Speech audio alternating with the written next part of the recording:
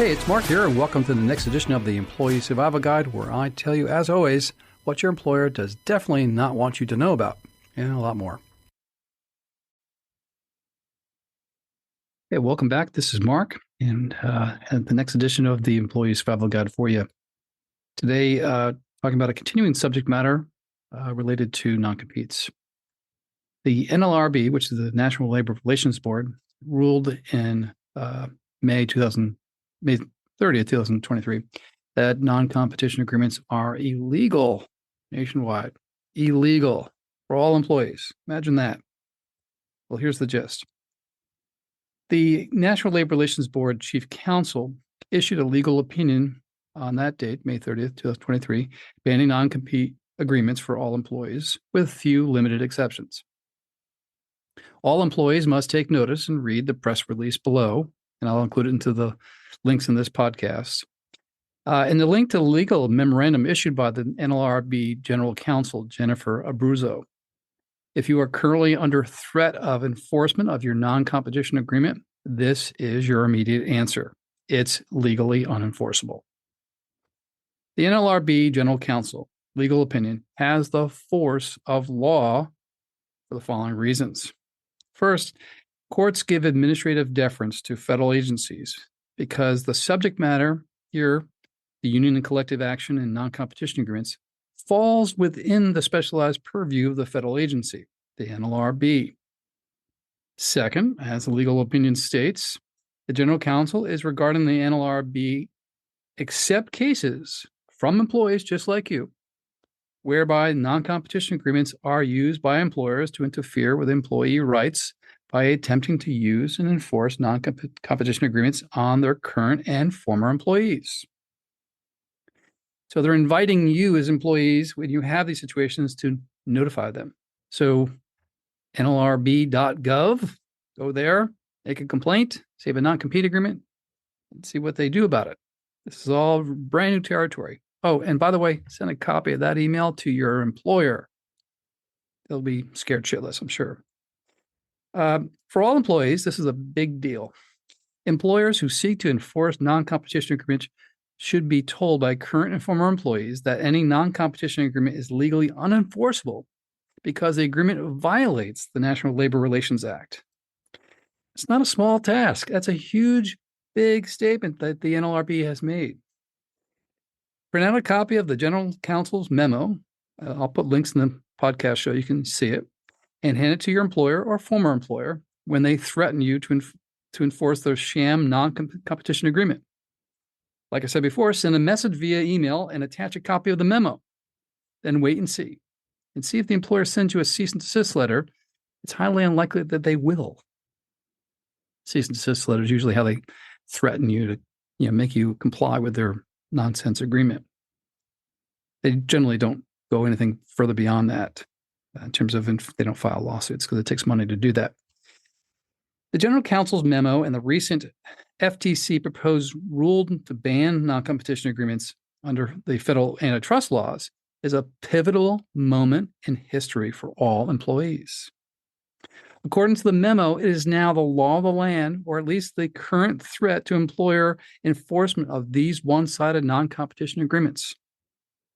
Now, I've included, and I'll go through the press release because I want you to hear exactly what they're saying at the agency level. The NLRB press release stated the following. NLRB General Counsel Jennifer Abruzzo sent a memo to all regional directors, officers in charge, and resident officers, setting forth her view that the proffer, maintenance, and enforcement non-competition provisions in employment contracts and severance agreements violate the National Labor Relations Act, except in limited circumstances. There you go. That's what she said. The memo explains that overbroad non-compete agreements are unlawful because they chill employees from exercising their rights under Section 7 of the National Labor Relations Act, which protects employees' rights to take collective action to improve their working conditions. She goes on to say, specifically, these agreements interfere with employees' ability to, 1, concertedly threaten to resign to secure better working conditions. Number 1, to concertedly threaten, meaning together, other employees to resign to secure better working conditions with whom? Another competitor. 2, she says, carry out concerted threats to resign and otherwise concertedly resign to secure improved working conditions, again, with other employees. 3, concertedly seek or accept employment with a local competitor to obtain better working conditions. Sounds like number 1, but she nonetheless says the same thing again. 4, solicit their coworkers to go to work for a local competitor as part of a broader course of protected concerted activity. I like that one. That should piss some employers off. 5, seek employment, at least in part, to specifically engage in protected activity, including union organizing with other workers at an employer's workplace. Do you get the gist of this? She goes on to say, non-compete provisions reasonably tend to chill employees in the exercise of Section 7 rights when the provisions could reasonably be construed by employees to deny them the ability to quit or change jobs by cutting off their access to other employment opportunities that they are qualified for based on their experience, aptitudes, and preferences as to the type and location of work.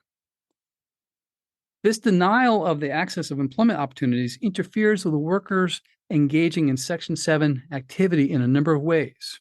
For example, workers know that they will have greater difficulty replacing their lost income if they are discharged for exercising their statutory rights to organize and act together to improve working conditions.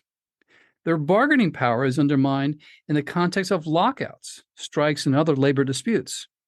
And their social ties and solidarity, leading to improvements in working conditions at workplaces, are lost as they scatter to the four winds. General Counsel Abruzzo explains that in some cases, non-compete agreements could be lawful and the provisions clearly, if the provisions clearly restrict only individuals' managerial and ownership interests in a competing business or true independent contractor relationships. Moreover, there may be circumstances in which a narrowly tailored non-compete agreement infringement on employees' rights may be justified for special circumstances. That's the press release.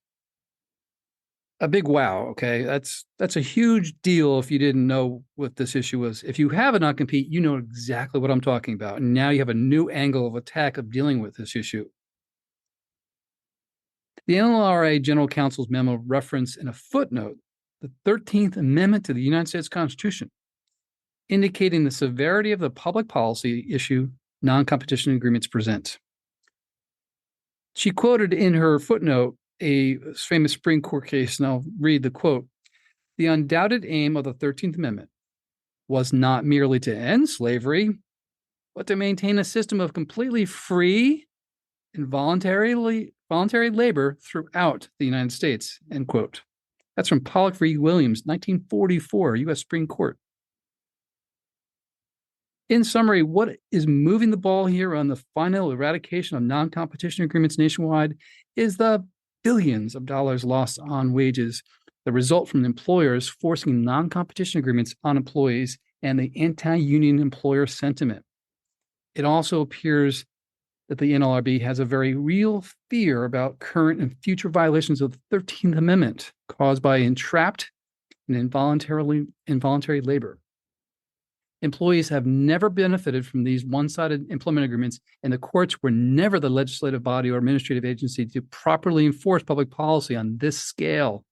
In fact, in my experience, courts are extremely reluctant to enforce non-competition agreements against any employee, especially after the global pandemic we just came out of. The NLRB has finally set all employees free. It's a big goddamn deal, folks. And if you don't read up on this and follow it to protect yourself, this is going to your pocketbook, your money, your bank account. If you don't believe me, just don't do anything and let the employer enforce it against you. And you're sitting on the bench waiting to find your next job because you can't do the very job that you've been spending your entire career doing because you had a non-compete that you didn't actually negotiate. And you got to hire me to get you out of it. It's a big deal. You take this little memo, you send it to your employer and saying, you know what? I don't think so, Mr. Employer. I'm going to report this to the NLRB. They're asking me to do that. The General Counsel is asking me as an employee to do that. Mr. Employer, release me from the agreement, or else I will do that. You don't need a lawyer to do that. Just do it yourself. It's all there for you. I've given you the information in this podcast. I'll put in the show notes. I also just put a blog post out on it in case you need to go there too. It's the same damn information. Heed the warning. Heed the law. You have your answer that you always wanted. I couldn't be happier for you all. And when the Federal Trade Commission finally gets around to it after all the lobbyists on K Street mess around with them and try to convince them not to do it, and they pass a rule banning non-competes from the antitrust level, then we'll have to wait till next year, I'm told. Well, that's going to roll into a political cycle. I think the presidential elections are next year. Gee. And then lawsuits will follow. You don't have to wait. The NLRB gave you exactly what you needed. The FTC, the Federal Trade Commission, is going to be delayed installed, but the NLRB says this is the law of the land, and you're going to follow it. Good luck, and stay tuned.